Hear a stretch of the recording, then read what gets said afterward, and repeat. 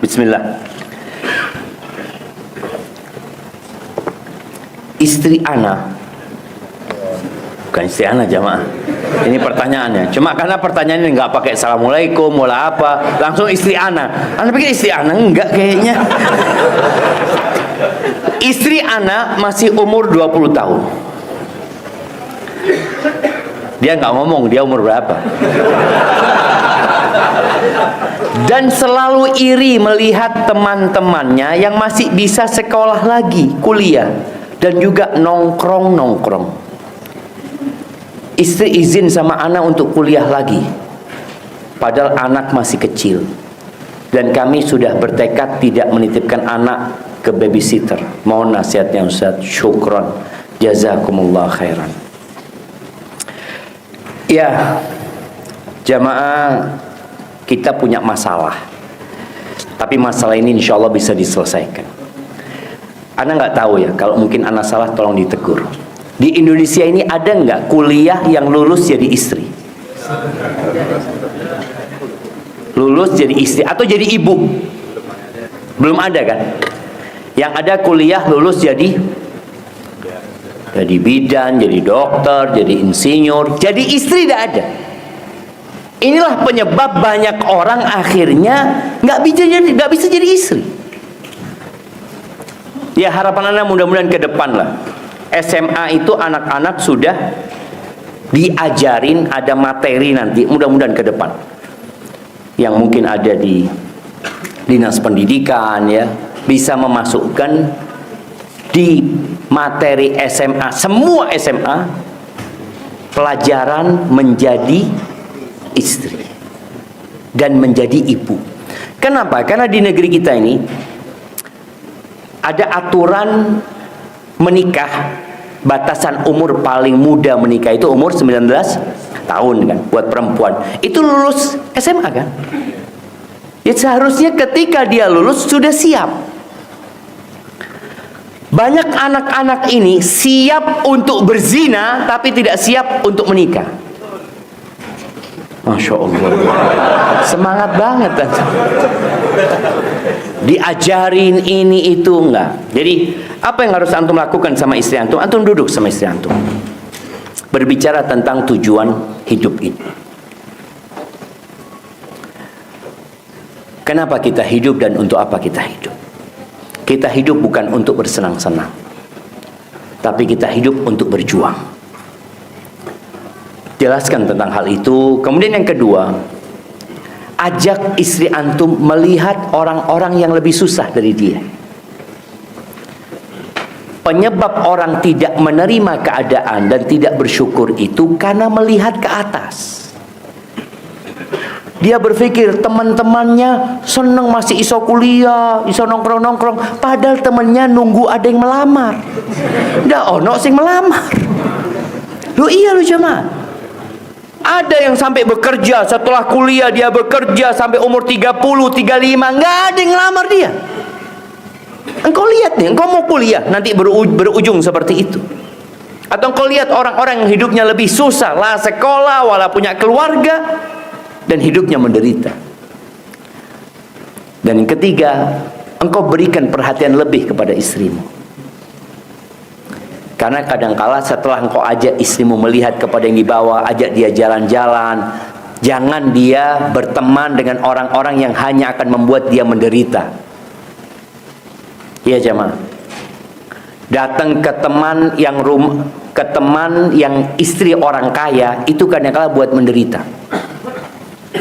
Kalau antum habis ngajak istri ke rumah orang kaya, pulangnya mampir ke rumahnya orang-orang yang susah sebelum sampai rumah. Jadi insya Allah sampai rumah dia nggak lagi ngomong, bang, Allah bang, lihat karpetnya bang, dari Turki bang. Ajak ke rumahnya orang yang pakai tikar. Jadi kan jadi ngomong dia. Kau lihat tadi yang pakai tikar, iya bang ya, sohi pakai tikar rumahnya orang itu ya. Itu jemaah. Jadi kadang-kala kita melihat ke atas, menderita kita jemaah. Allah menderita. Dan sekarang dengan adanya online ini, semua ada di HP. Antum punya handphone sudah bagus ya Maya. Antum di kantor, handphone antum mungkin Masya Allah paling bagus. Tapi ketika antum lihat handphone, ada keluaran baru, ini itu. Ya Allah, susah nah hidupnya pakai handphone ini. Kok lambat sekarang handphone ini ya? Padahal nggak lambat, cuma gara-gara ngelihat itu jadi lambat handphone antum. Maka tolong lihat ke bawah. Ustadz, saya bekerja di kantor yang perempuannya banyak tidak berjilbab, dan mau nggak mau harus berkomunikasi setiap hari, dan duduknya dekat. Masya Allah. Dan ana sudah mencoba menjaga, namun perempuan itu tetap kadang apa ini jamaah?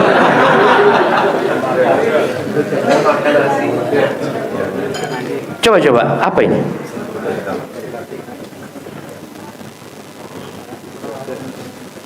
Mencolek. Oh, Masya Allah. Mencolek atau menepuk. Apa yang harus saya lakukan? Apakah harus resign? Jamaah, antum mengatakan yang salah perempuan itu kan? Iya Ustaz, salahnya dia. Ana tidak salah Ustaz.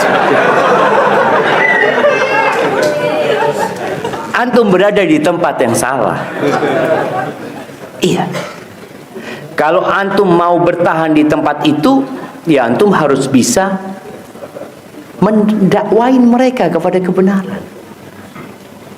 Jadi kalau antum berada di tempat itu dalam kondisi antum berpikir, oh saya mau cari uang Ustaz, saya nggak ngurusin itu, antum tiap hari dicolek.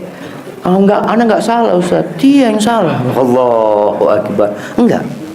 Antum kalau mau tetap di situ, amar ma'ruf nahi mungkar.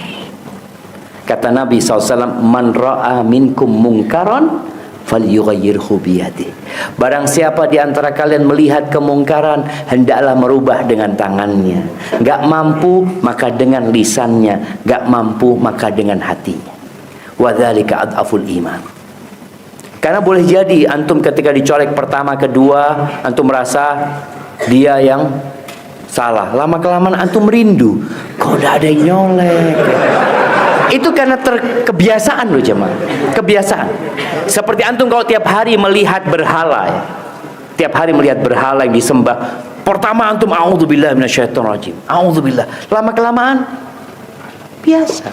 Maka jangan sampai antum akhirnya terbiasa.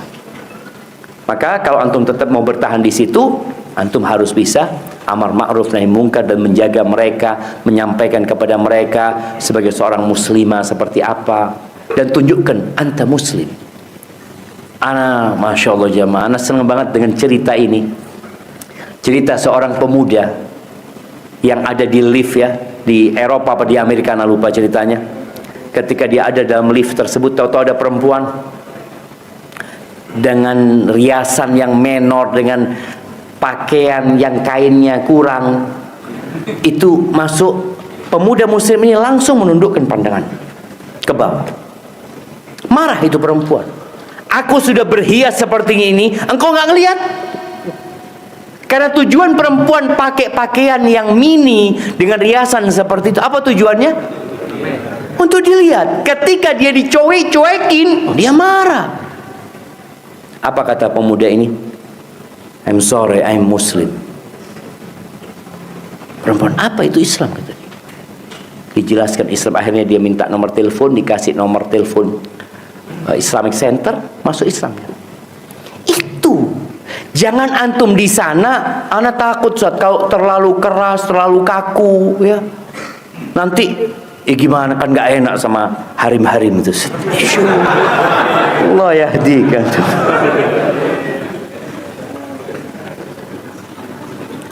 Baik, ini ada pertanyaan pakai bahasa Arab, Masya Allah. Ustaz, barakallahu fiik wa hayyakallah. Urid an as'alak, hal min talbis iblis tahfadul Quran bila tadabbur? Apakah termasuk talbis iblis ya? Termasuk tipu daya iblis menghafal Quran tanpa mentadabburi. Jadi begini. Tadabbur itu tingkatan yang tinggi. Orang itu belajar baca dulu. Kemudian selesai bisa baca, dia menghafal. Dan usahakan antum lihat umur antum berapa. Kalau anak-anak kecil belum bisa tadabbur. Anak-anak itu menghafal, nalarnya belum. Makanya kadang-kala kita melihat ya, pelajaran di beberapa sekolah itu pelajaran yang boleh jadi kurang tepat. Anak masih kecil disuruh merenungkan, dikasih apa? Kasih tulisan cerita tentang apa, lalu dikasih pertanyaan. Apa artinya ini? Apa artinya ini? Apa artinya ini? Loh, anak kecil tuh belum bisa. Akhirnya dia kalau mau jawab itu baca lagi kan? Dicariin jawabannya. Oh ini jawabannya. Ini jawabannya. Padahal anak kecil itu suruh ngafal aja. Suruh ngafal. Umpamanya kelurahan. Kelurahan itu apa? Jelaskan. Kemudian desa. Desa itu apa? Karena dia masih kecil, belum bisa nalar. Nanti sampai waktunya dia akan nalar. Makanya di masa kecil itu anak-anak suruh ngafalin saja. Dan hafalan kita sejak kecil itu nggak hilang. Barakallahu fiik, seperti itu. Jadi kalau bicara antum mau mentadaburi, antum lihat umur antum berapa. Kalau antum sudah lulus SD, SMP, anak SMP itu sudah Masya Allah, udah bisa dia. Maka nasihat anak kalau antum ngafalin Quran, yang antum hafal jangan lupa antum baca artinya. Baca artinya. Nanti udah berapa lama lupa sama artinya, baca lagi. Seperti kita jamaah baca Al-Fatihah. Antum usahakan tiap pekan itu baca Al-Fatihah dengan tafsirnya lagi. Baca lagi supaya antum lebih menghayati nantinya ketika baca Al-Fatihah. Ustaz ASSWRWB. Jamaah, ini doa, antum jangan singkat. Kecuali tintanya tinggal sedikit. Terus jawabannya apa? WSWRWB.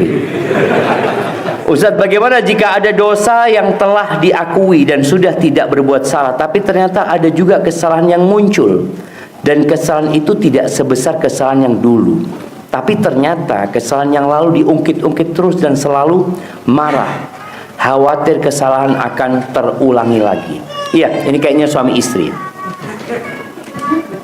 Iya, banyak wanita itu trauma dengan kesalahan suaminya. Dan itu wanita. Sampai kalau antum keliling dunia memasukkan wanita itu ke sekolah paling baik ya, tetap lulusnya wanita. Bengkok. Dia itu punya fikih lupa. Fikih lupa, fikih ingat. Lupa sama kebaikan, ingat sama kesalahan. Itu perempuan. Ini bukan merendahkan wanita.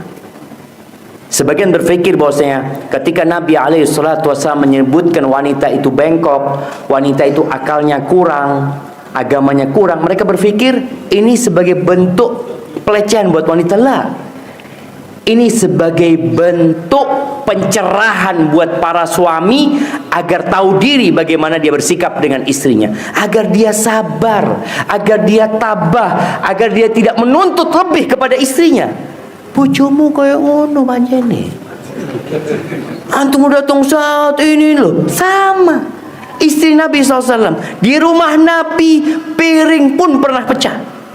Bayangkan di rumah Rasul SAW, di rumah Rasul Sallallahu Alaihi Wasallam, subhanallah, pernah suara istri lebih tinggi dari suara Nabi SAW. Terjadi itu, tapi Nabi memaklumi. Jadi kalau antum istri ini ingat dengan kesalahan antum yang kecil, yang dulu ya, ini macam-macam, antum tahu ya wis kayak gini panjenengan, kudu sabar. Jadi solusinya antum sabar. Ketika dia ingat dengan kecil itu, astagfirullah wa atubu ilaih, antum langsung, dia ingat, bang antum pernah berbuat anu loh bang, dulu bang, astagfirullah wa atubu ilaih, supaya dia tahu antum sudah taubat. Nanti dia ingat lagi, sudah istighfar antum, dan antum katakan ana minta maaf. Antum jangan mengatakan ana kan sudah minta maaf, jangan. Dia lupa sama minta maaf antum yang dulu. Dia ingatnya sama kesalahan antum. Maka ketika dia ingat dengan kesalahan, antum jangan mengingatkan dia kalau antum sudah minta maaf. Jangan. Antum ketika di bang, engkau pernah melakukan ini bang, lorowati aku bang. Astagfirullah, jalur maaf aku ya. Sepurone. 1000 maaf ku pinta untuk setiap dosa yang kulakukan. Masya Allah. Nanti dia ngulangin lagi, engkau minta maaf lagi. Apa salahnya antum? Antum dapat pahala dengan minta maaf. Sampai kapan Ustaz? Sampai mati. Loh, iya loh jamaah.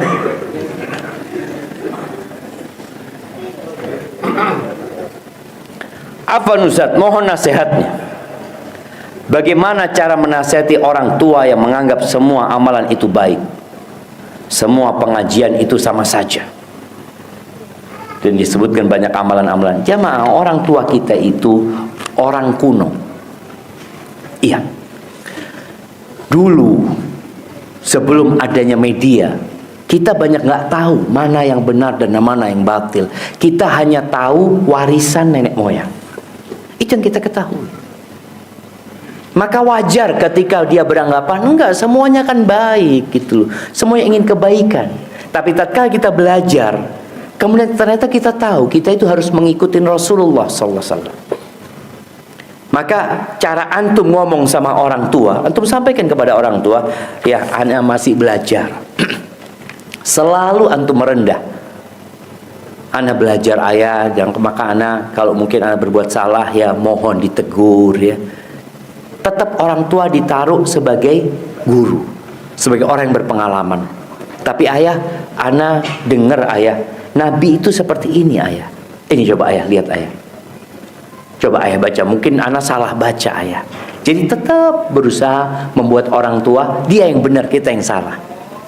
Anak masih ingat dengan seorang murid ya, yang dia kasih buku kepada gurunya. Cerita dosen di Madinah, dia kasih buku kepada gurunya, dia mengatakan, Ustaz, anak dapat buku nih, kayaknya buku ini anak takut sesat buku ini. Mohon dikoreksi. Akhirnya seneng gurunya. Dibaca, dikoreksi, apa kata gurunya? Buku ini bagus, benar. Ternyata amalan bapak yang salah selama ini. Tapi coba antum ngomong, Pak, wocon bugi Pak. Ake tuh somu Pak.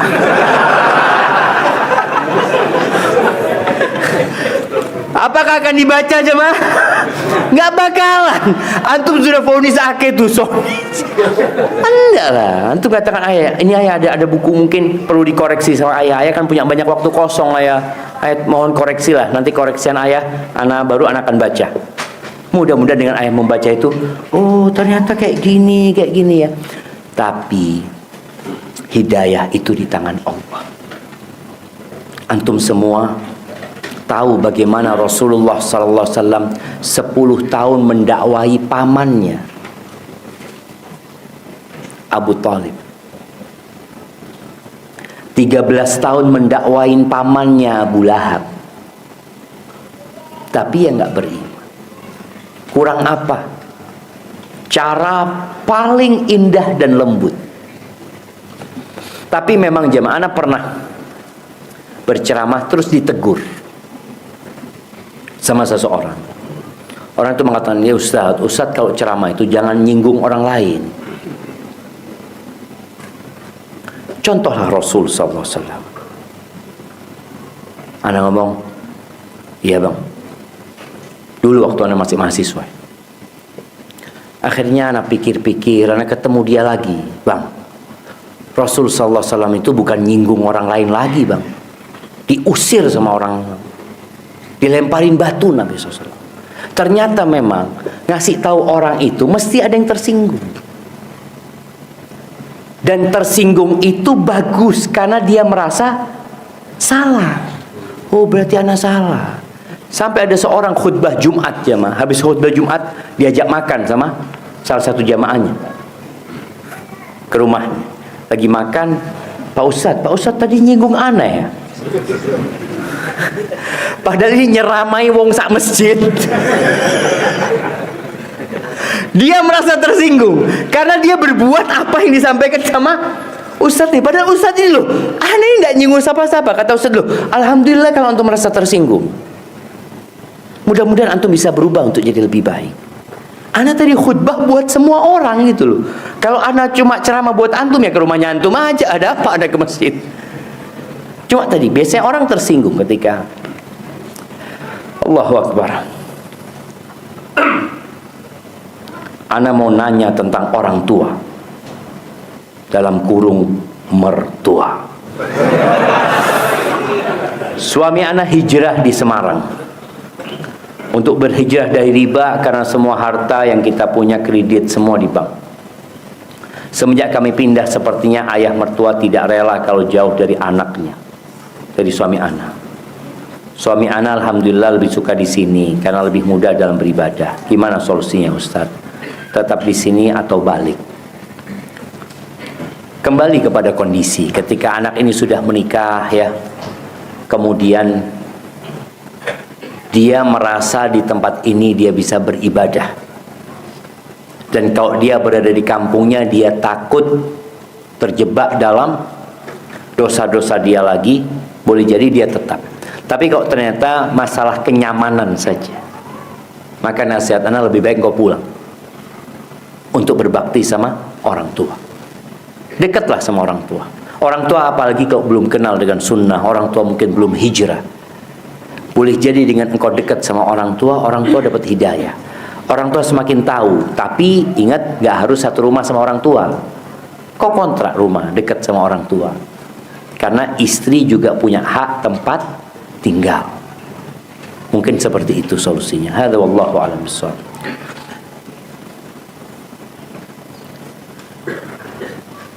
Nah, Ustaz, jika Nabi Nuh ditegur karena meminta hal yang tidak diketahui, apakah boleh kita berdoa kepada Allah secara spesifik karena kita memang menginginkan hal tersebut? Contoh masalah jodoh atau pekerjaan.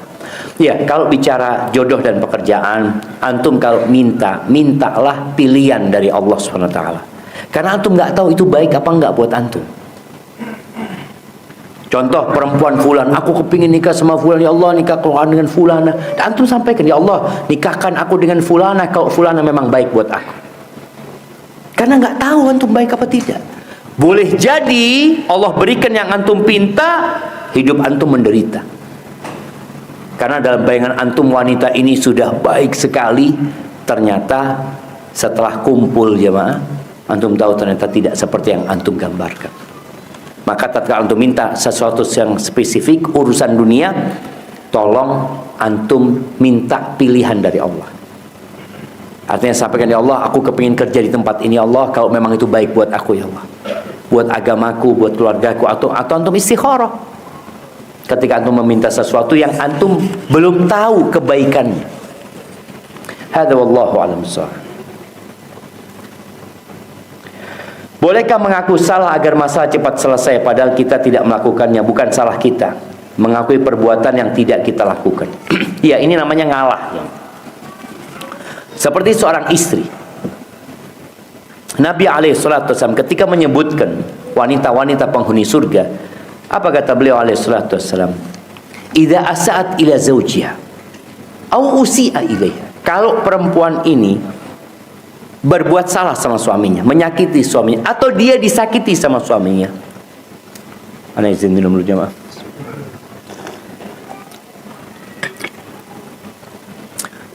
Alhamdulillah. Perempuan ini datang kepada suaminya, dia letakkan tangannya di tangan suaminya sambil mengatakan, la adzuku bi ghumdin hatta tarda. Aku tidak akan memejamkan mata sampai engkau ridha. Ngalah. Boleh jadi yang salah suaminya, tapi kan di rumah tangga ini bukan mau menang-menangan. Apa yang diinginkan dalam rumah tangga? Ingin kedamaian. Ya udah ngalah. Antum ya sudah afwan. Kalau ana memang yang salah, ana minta maaf. Mungkin bahasanya seperti itu. Iyalah, siapa yang nggak berbuat salah? Kayaknya memang salahnya ana, ya afwan, ana minta maaf. Seperti itu. Barakallah. Izin bertanya Ustaz. Assalamualaikum warahmatullahi wabarakatuh. Waalaikumsalam warahmatullahi wabarakatuh. Pengakuan kesalahan ini baiknya secara pribadi diri sendiri, sedangkan tiap hari kita tidak pernah luput dari dosa. Bagaimana kaitannya dengan bahwa tidak perlu kita membicarakan aib atau sesuatu yang sudah ditutupi oleh Allah? Ustaz, jazakallah khairan. Iya, artinya pengakuan ini bukan ngomong sama orang, jemaah. Itulah dalam agama kita. Tidak perlu pengakuan dosa kepada seorang pun, kecuali antum mau minta maaf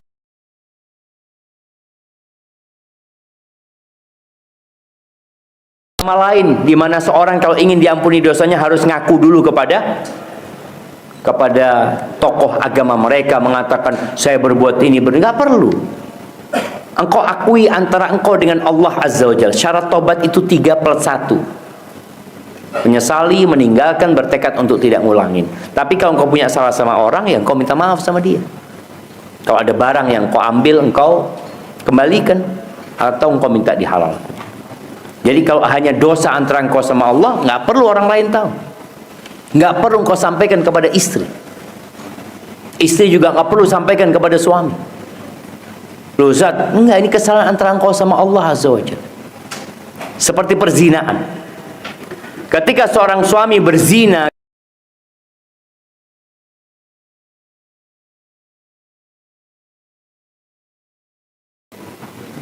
tatkala seorang wanita datang kepada Nabi alaihi salatu wasallam mengatakan, "Ya Rasulullah, inni hubla minaz zina." Aku hamil dari hasil zina.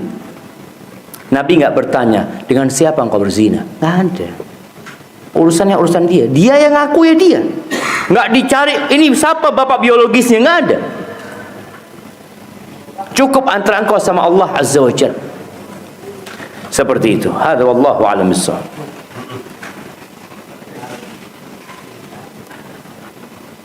Bagaimana mengatasi riba di lingkungan tempat tinggal di saat sudah menghindar tapi dikejar-kejar untuk berkumpul?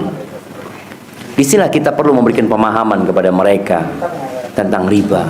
Sampaikan, ana mohon maaf ya, ana bukan sok suci, tapi ana takut. Ana belajar seperti ini, seperti itu. Sampaikan kepada mereka. Karena terus terang kesian, jamaah, kesian warga-warga itu kadang nggak tahu kalau itu termasuk riba. Karena memang sampai saat ini belum ada bank, baik yang perorangan atau yang lembaga, yang tulisannya riba. Bank riba, nggak ada. Yang ada bunga. Orang kalau sudah ngomong bunga, siapa yang nggak suka sama bunga? Semuanya suka.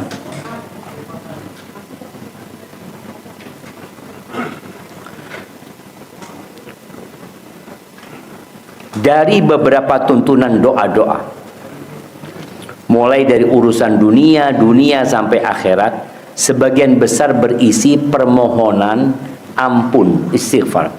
Apakah berbagai masalah kehidupan? Apakah berbagai masalah kehidupan? Sebagian besar karena dosa-dosa kita. Faham antum jemaah? Dari beberapa tuntunan doa-doa, mulai dari urusan dunia sampai akhirat, sebagian besar berisi permohonan ampunan. Apakah berbagai masalah kehidupan?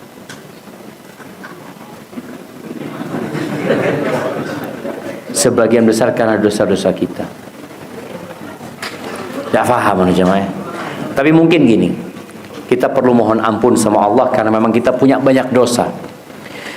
Kisah seorang yang datang kepada Hasan al-Basri ya, yang mengatakan ya dia nggak punya anak, yang satu nggak punya, susah rezekinya, yang satu karena kekeringan. Selalu dia mengatakan, kau mohon ampun sama Allah Azza wa Jalla. Karena memang Allah mengatakan di cerita Nabi Nuh alaihissalam, Nabi Nuh mengatakan kepada kaumnya, faqultu astaghfiru rabbakum innahu kana ghaffara yursilis samaa'a 'alaikum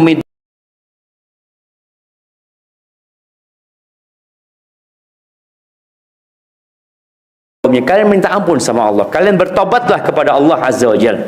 Jadi istighfar ini bukan hanya lisan jemaah. Minta ampun kita sama Allah Azza wa Jalla. Bertobat kepada Allah Azza wa Jalla. Allah itu Maha Pengampun. Allah akan kirimkan hujan buat kalian yang deras. Allah akan berikan harta kepada kalian, anak-anak kepada kalian, kebun-kebun dan sungai-sungai buat kalian. Itu dengan memohon ampun kepada Allah Azza wa Jalla. Karena musibah yang menimpa kita itu biasanya karena dosa kita memang.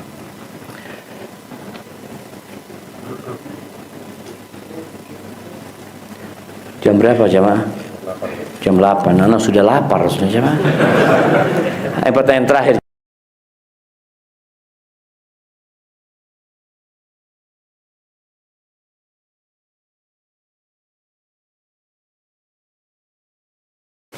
Sampai sekarang masih merasakan dampak operasi tersebut.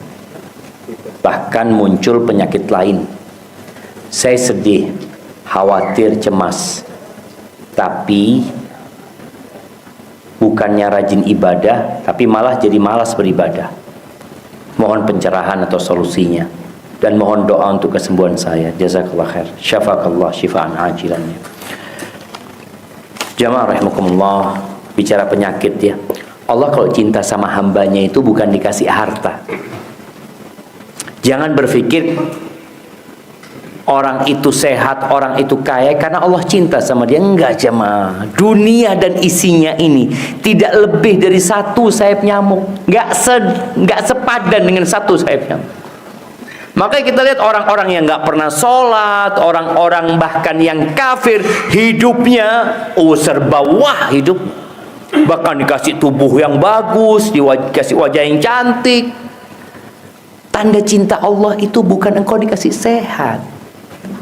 Kata Nabi SAW, "Idza ahabballahu 'abdan ibtalah." Allah kalau cinta sama hamba dikasih bala. Bala ini tanda cinta. Bala itu menghapuskan dosa, bala itu mengangkat derajat. Tapi orang yang dikasih bala kemudian jauh dari Allah, malas beribadah, biasanya ada suudzon sama Allah. Dia merasa nggak pantas dia kena penyakit ini.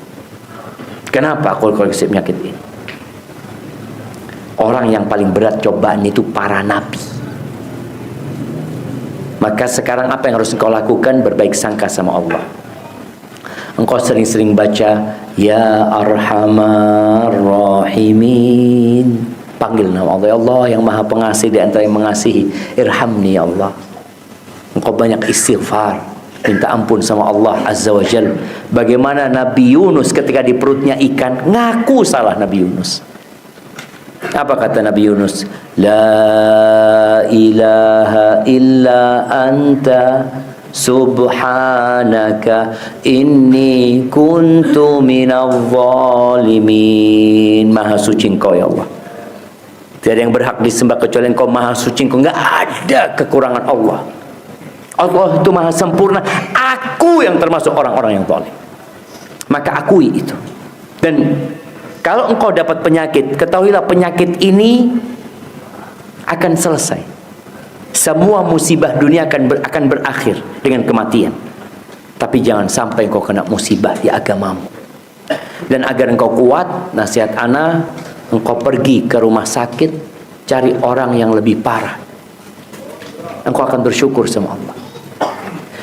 Ana pernah ngunjungin ana punya bibi ya, di rumah sakit khusus kanker di Surabaya itu. Bibi ana itu ana kunjungin, ya Allah Syafiq, alhamdulillah, alhamdulillah kata dia. Padahal dia sudah stadium 4. Ya apa hal kata dia, Allah alhamdulillah. Kata dia, punya dia cuma 20.000 atau berapa lupa ya. Punya tetangganya lebih banyak. Jadi dia bersyukur kepada Allah. Kalau kau melihat kepada orang yang sehat, engkau nggak akan bersyukur. Maka lihatlah kepada yang lebih parah, niscaya engkau akan mengatakan alhamdulillah. Dan sekali lagi, setiap rasa sakit yang engkau rasakan akan diganti sama Allah Azza wa Jalla.